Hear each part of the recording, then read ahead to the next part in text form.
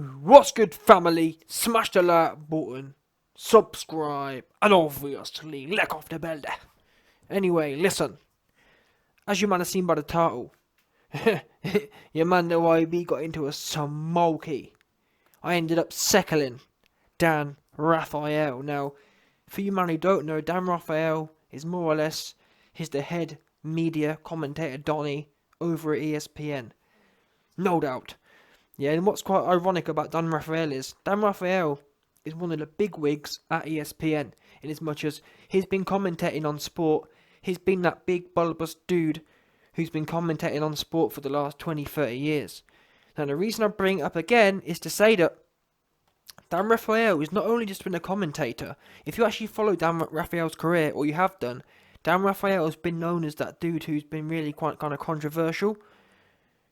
He's normally the guy who gets off on people, if that makes sense. And obviously, because of his build, people have kind of said, who's this guy who's clearly out of shape, commenting on sports? And because it's not just boxing, he commentates on basketball and NFL, all them kind of things there. But the reason I bring that up is to say that this dude don't get washed. Yeah, he's used to hanging around. Obviously, NBA and NFL dudes, they ain't the smartest. So Dan Rafael's known to get off on these dudes.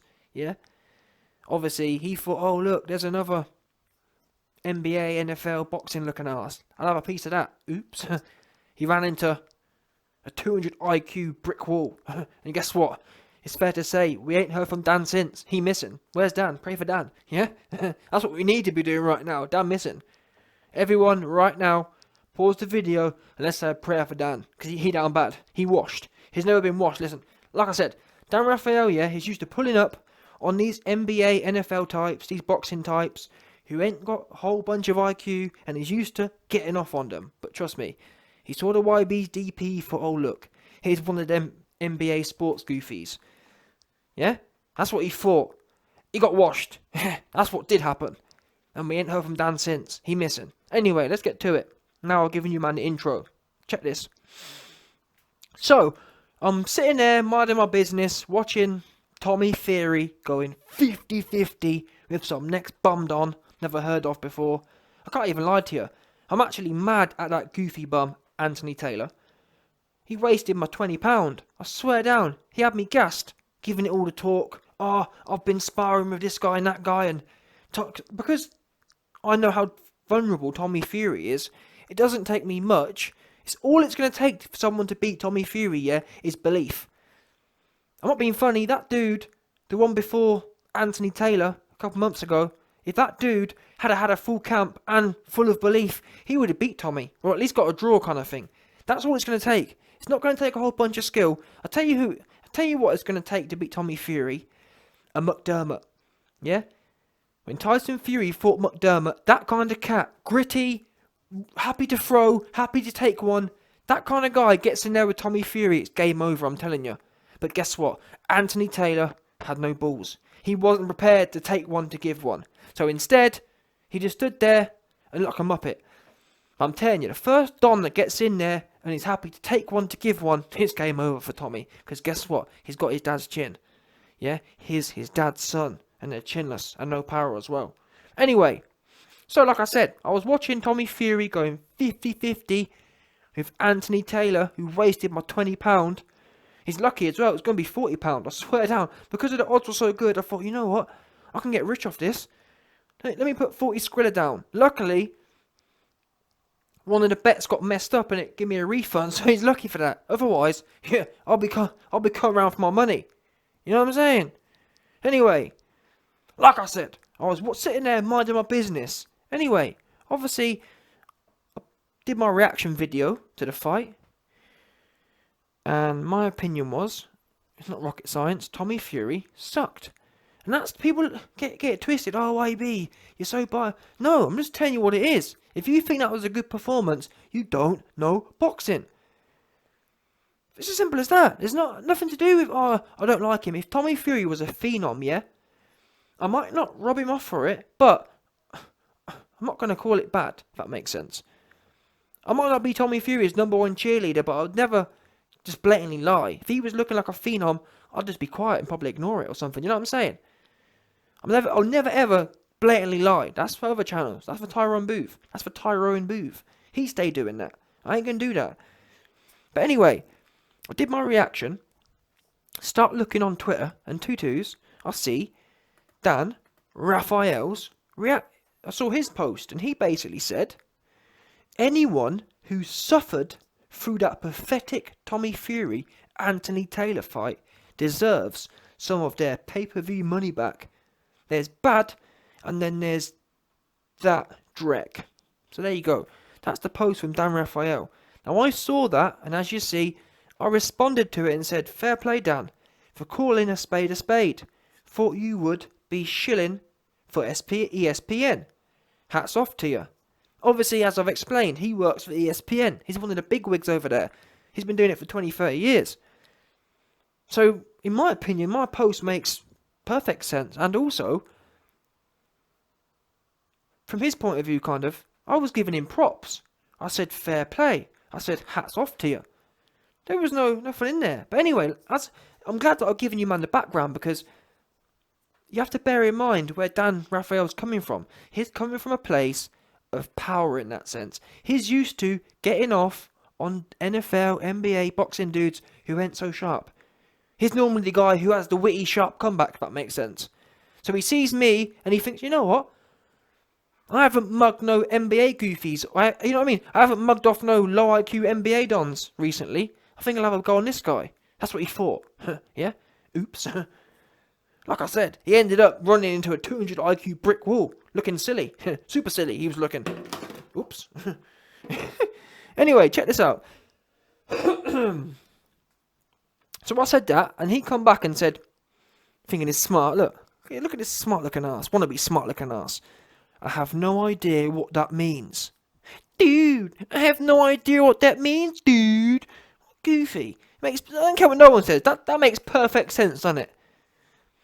What does this show have to do with my former employer, ESPN? Well, let me do some mental maths for you. And this is the thing, he didn't like it, because I bummed him.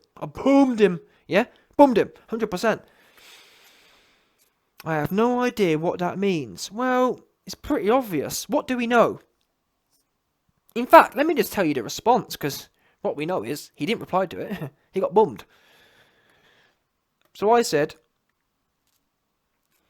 well, Tommy Fury is the brother of Tyson Fury, and Tyson Fury is ESPN #1 boxing asset. Especially, or obviously, since he was able to win ESPN Fighter of the Year without fighting, ? It's pretty clear ESPN is strong with the shillery for Team Fury. Then I went on, and that was it. Yeah, there you go. Bum. That's what you call a bum. Yeah? That is what you call a bum, and it's lucky that there weren't more characters, because I'd have gone on. I had plenty more to say. But it's not a jump, is it? ESPN have staged shilling for Tyson Fury, enabling him to win awards when he ain't even fought. Oops. So Mr. Goofy, Dan Rafael, pops up. I have no idea what that means. What does this show have to do with my former employer? Well, this show has the brother of the man your employer stays sucking off. Oops. Yeah? It's not rocket science, is it? Now, I didn't know at the time he wasn't with ESPN. But you could bet your bottom dollar, maybe he would have the same opinion, but I don't know. Put it this way, Dan. I didn't see you calling out ESPN, giving Fury Fighter of the Year award. Where was all your smoke then? Oops. Because that was blatantly dumb as well. How can a man who hasn't fought win a 2021 boxing award? Yeah? You silly looking. And now, obviously, because you got bummed, you know what I'm saying? You've had to go back with your ball, with your tail between your ankles, looking all silly looking. Look at you all silly looking. All silly looking ass. Yeah? Oops. You got served up. That's what happened to you, Dan. I served you up. And where I don't respect Dan, yeah, is the fact that he could have said, listen, I got served, yeah? Respect to you. Because I'd already given him respect for what he said. But these guys, they're not reciprocal. They think These guys like Dan, yeah, are used to just going around and getting off over everyone. Guys like Dan don't appreciate there's always someone bigger, badder, and smarter than you. Yeah? And I can't even blame him because for the last 20, 30 years, he's never took an L. Yeah? And then little old YB rocks up and punks him for the first time in his career, so we can't even blame him for being sour. Super duper sour is Dan right now. I can tell. I spoke to some people who know Dan. They told me, listen, YB, he mad. He big mad. He's playing out this whole interaction over and over in his head. He can't believe how some next youth there has just got off all over him on international Twitter. No doubt. He down bad. He big mad. Dan is big mad. Big mad. He don't like it. But listen, next time you'll think twice before piping up, because I wasn't even looking for smoke. I was giving you props. Next thing you know, it goes from me giving you props to having to put you back in your chair. Yeah? Put you back in your feeding chair. No doubt. And let Papa YB give you some good food. And tuck you in nicely. Like a good lad. No doubt. But anyway, Dan, there's no love. Listen, there's no love lost here. It's all good that. It's not, in my opinion, in life, it's nice to know where your station is. For 20, 30 years, you've frittered along thinking you're the big dog. And now you finally know you ain't the biggest dog. You ain't the biggest dog in the forest. There are bigger dogs out there, namely the YB. Simple as that. You now know to wind your neck in. Because you never know when another YB is going to pop up. Well, to be fair, we know that the YB kind of rare still. We know it's kind of rare to have 200 IQ, so you'll be alright, but for the most part, just make sure what we know is, let's talk about what we know right now. What we know right now is, just make sure you stay out of the YB's way. Because we've already know for a fact, oh YB, you're lying. YB, you didn't tuck Dan Rafael in. YB, you didn't serve Dan Rafael. Well, where was his reply then? Isn't it? Where was it? Oops. Where was the reply? Because if, isn't it? Yeah, no, it's not, oh YB, you know, you're small time and he don't got time for that. Well, he had time for the first one. Oops.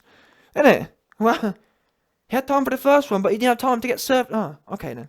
So this thing, what happened here, yeah, ain't got nothing to do with time. What it's got to do with is getting served. You best believe, yeah, if I'd have come back with some dopey response, he'd have been happy to get off all over me. The fact I served him, and the thing is, yeah, genuinely, the bottom line is, what could you say to what I said? Let's play some theory here. What was the comeback to what I said? There weren't no comeback. I'd served him. You understand? I'd silenced him. There is nothing more to say. What could he possibly say? Yeah? Simple as that. It's not one of them ones where I'm being biased. Genuinely, he got served. No doubt.